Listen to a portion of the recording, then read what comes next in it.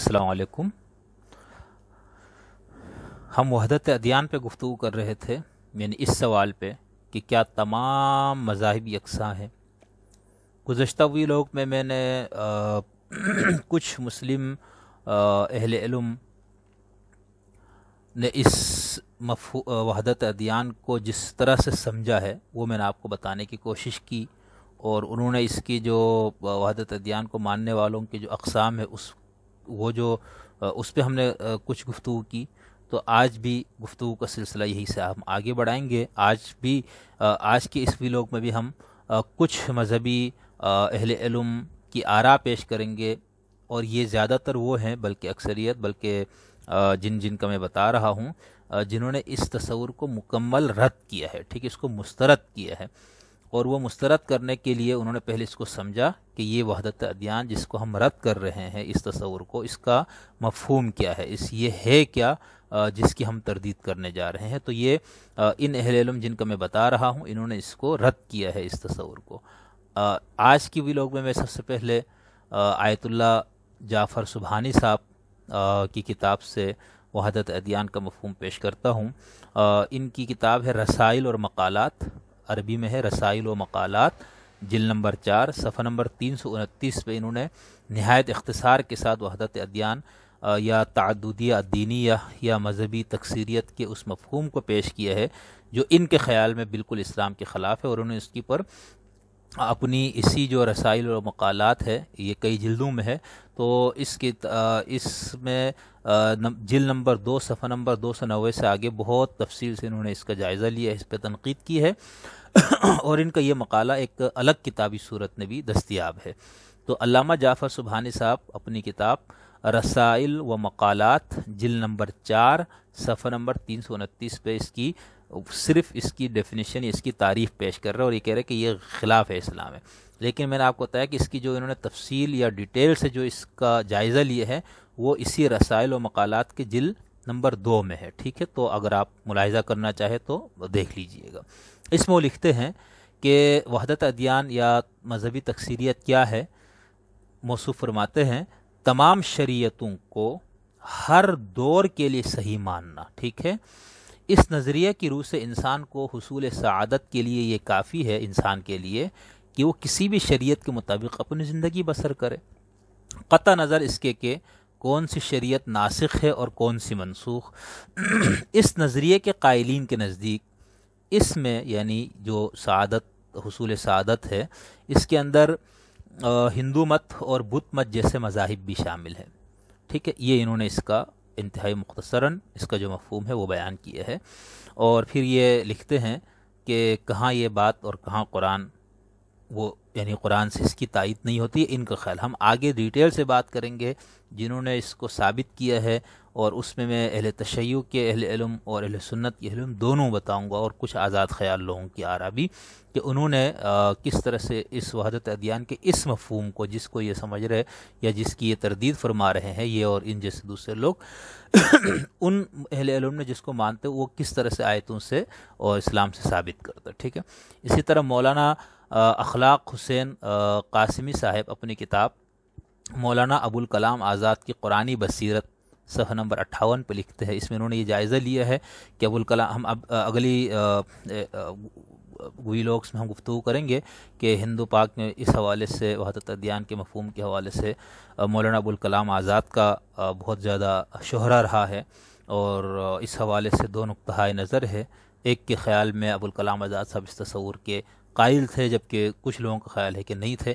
یہ جو مولانا اخلاق حسین قاسمی صاحب ہے، ان کا یہ خیال ہے کہ یہ وحدت ادیان کے اس مفہوم کو ابوالکلام آزاد کی طرف منسوب کرنا ٹھیک نہیں، وہ اس کے قائل نہیں تھے، جبکہ اس کو ابوالکلام آزاد کی طرف منسوب کرنے والے اور ان کی کتاب خاص طور پر تفسیر جو ہے ترجمان القرآن، اور اس میں سے بھی خاص طور پر سورہ الفاتحہ کی تفسیر سے بہت سارے اقتباسات پیش کر کے لوگوں نے یہ بتایا کہ مولانا ابوالکلام آزاد صاحب اسی کے قائل تھے۔ میں آگے بات کروں گا اس پہ کہ ان کی اپنی زندگی میں بھی اس پہ مضامین لکھے گئے۔ خیر، تو مولانا اخلاق حسین قاسمی، میں یہاں پر صرف بتا رہا ہوں کہ وحدت ادیان کا وہ مفہوم جس کو اکثریت رد کرتی ہے وہ ہے کیا۔ زیادہ حوالے اور زیادہ اہل علم کا میں نے اس لیے چاہا آپ کے سامنے تاکہ یہ نظریہ بہت زیادہ واضح ہو کے ہمارے سامنے آ جائے۔ مولانا اخلاق حسین قاسمی صاحب لکھتے ہیں کہ برہم و سماج ہو یا اکبر کا دین الہی. ٹھیک ہے، تو ہندوستان میں ایک تو اکبر کی طرف یہ منسوب ہے، ایک برہم و سماج کی طرف. اس پہ ہم بات کریں گے کسی وقت. یہ کہہ رہے ہیں کہ برہم و سماج ہو یا اکبر کا دین الہی، ان سب کا خلاصہ یہ ہے کہ نجات کے لیے یہ ضروری نہیں کہ کسی خاص مذہب کی پیروی کی جائے. اسلام ہو یا کوئی دوسرا دین دھرم، سب حق ہیں اور سب ہی نجات کی منزل کی طرف لے جاتے ہیں.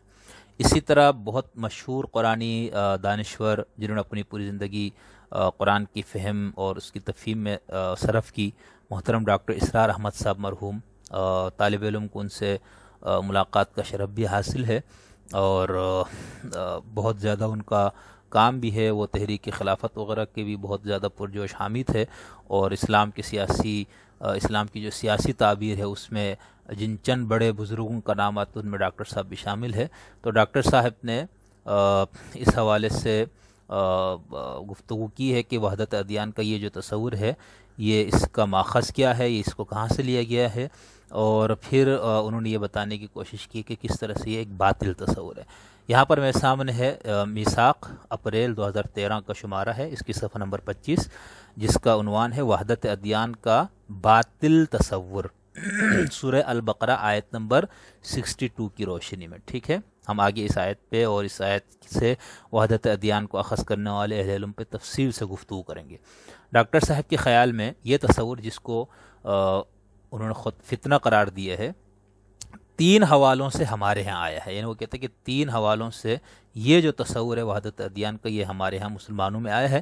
نمبر 1، تصوف میں ہم و است کا تصور، یعنی وحدت الوجود کا تصور. اور یہ ڈاکٹر صاحب کے علاوہ اور بہت سے اہل علم کا خیال ہے کہ وحدت الوجود جو ہے وہ آپ کو وحدت ادیان کی طرف لے کر جاتا ہے. ہم آگے شیخ اکبر وغیرہ کے حوالے سے بھی اس سے تھوڑی سی بات کریں گے. تو ان کا یہ خیال ہے کہ پہلا راستہ تو یہ ہے، پہلا حوالہ جہاں سے آیا وہ ہے ہما او اس کا تصور. نمبر 2، اکبر اعظم کا دین الہی کا فتنہ. اور کہتے ہیں کہ گزشتہ صدی میں ہندو مفکرین نے یہ فتنہ دوبارہ وحدت ادیان کے نام سے اٹھایا. یعنی یہ ہندوستان کے تناظر میں یہ بات کر رہے ہیں، بیرون ہندوستان کی نہیں، ہندو پاک کی.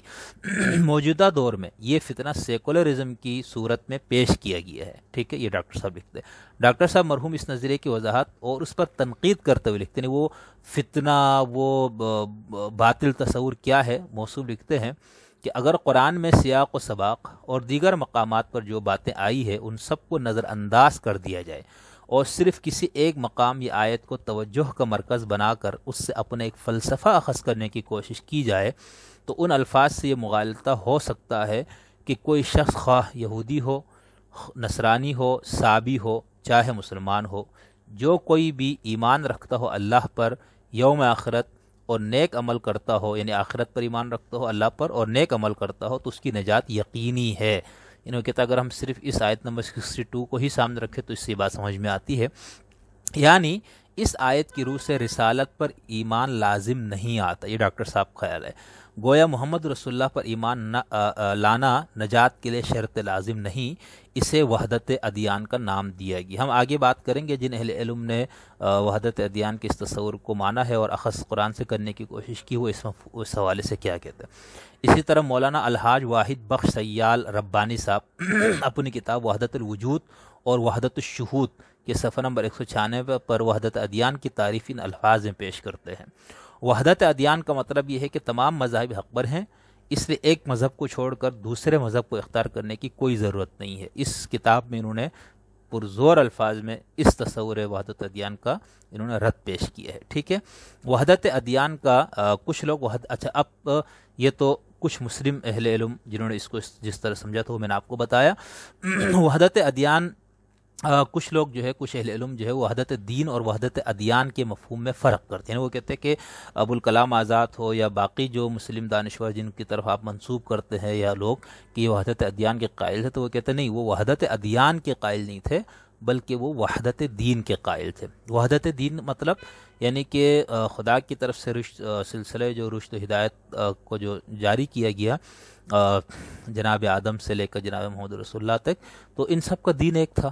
ٹھیک ہے، لیکن محمد رسول اللہ کی بعثت کی بات سابقہ سارے ادیان منسوخ ہو چکے ہیں اور اب تمام سچائیاں صرف اسلام میں ہے. تو وحدت دین کا یہ مطلب ہے. ٹھیک ہے. وحدت ادیان کا مطلب ہے کہ محمد رسول اللہ کی بعثت کے بعد بھی جو شخص جس مذہب پر عمل پیرا ہے وہ نجات اور سعادت کا مستحق ہے. تو یہ تھوڑا سا فرق ہے وحدت دین اور وحدت ادیان میں. وحدت ادیان کے مطابق تمام ادیان بھی ٹھیک ہے، ہر مذہب والا اپنے مذہب پر عمل کر کے نجات اور سعادت بھی حاصل کر سکتا ہے. مولانا اخلاق حسین صاحب ڈاکٹر اسرار احمد پر تنقید کرتے ہوئے اس فرق کو واضح کرتے ہوئے لکھتے ہیں. میں آگے بتاؤں گا کہ ڈاکٹر صاحب نے اپنے ایک اور مضمون میں یہ بتایا ہے کہ کس طرح سے مولانا ابوالکلام آزاد اس تصور کے قائل ہوئے اور کیوں انہوں نے اس تصور کو پھیلایا. تو اس کا رد کرتے ہیں اور قاسمی صاحب یہ بتاتے ہیں کہ ڈاکٹر صاحب نے مولانا ابوالکلام آزاد کے تصور وحدت دین کو وحدت ادیان سے ملا کر زیادتی کی ہے. حالانکہ صرف ڈاکٹر صاحب کا موقف نہیں، اور بھی بہت سارے صاحب علم ہے. آگے جب مولانا ابوالکلام آزاد پہ ہم گفتگو کریں گے ان کے تصور پہ تو میں تفصیل سے وہ سارے حوالے آپ کو بتا دوں گا، چند سارے تو نہیں، بہت زیادہ اس پہ کام ہے. خیر، تو قاسمی صاحب لکھتے ہیں ڈاکٹر اسرار پہ تنقید کرتے، اور یہ مضمون غالباً انہی کے رسالے میں شائع، اور اب یہ ان کی کتاب جو ہے ابوالکلام آزاد کی قرآنی بصیرت میں شامل ہے. وہ لکھتے ہیں کہ لیکن اس مسئلہ میں مولانا آزاد کے وحدت دین کو وحدت ادیان بنا دیتے، یعنی ڈاکٹر اسرار صاحب جو ہے وہ کیا کرتے ہیں، مولانا آزاد کی وحدت دین کو وحدت ادیان بنا دیتے ہیں اور اس کا رشتہ برم و سماج سے جوڑ دیتے ہیں. وہ اس حقیقت کو قطعاً نظر انداز کر دیتے ہیں کہ شاہ ولی اللہ اور شاہ عبد القادر صاحبان نے وحدت دین پر جو کچھ لکھا ہے مولانا آزاد کے ہاں اس کے سوا اور کچھ نہیں ہے. صفحہ نمبر 58. تو یہاں پر میں نے آپ کو کچھ مزید مسلم اہل علم اور مسلم دانشوروں کی آراء یا انہوں نے جس انداز جس مفہوم میں وحدت ادیان کو لیا اور اس کا رد کیا، تو اس مفہوم کو میں نے بیان کرنے کی کوشش کی ہے تاکہ ہم وحدت ادیان، جس کو میں نے کہا کہ اکثریت اس کو رد کر دیتی ہے، اس کی فہم یا اس کو ہم بہتر انداز سے سمجھ سکیں. اچھا، اب وی لوگ آج پھر طویل ہوگا، اس لیے میں گفتگو یہیں پر روک دیتا ہوں. اور یہ جو دعویٰ کیا جاتا ہے کہ یہ تصور جو ہے یہ مغرب سے درآمد شدہ ہے، اس پہ ہم اگلی وی لوگ میں گفتگو کریں گے.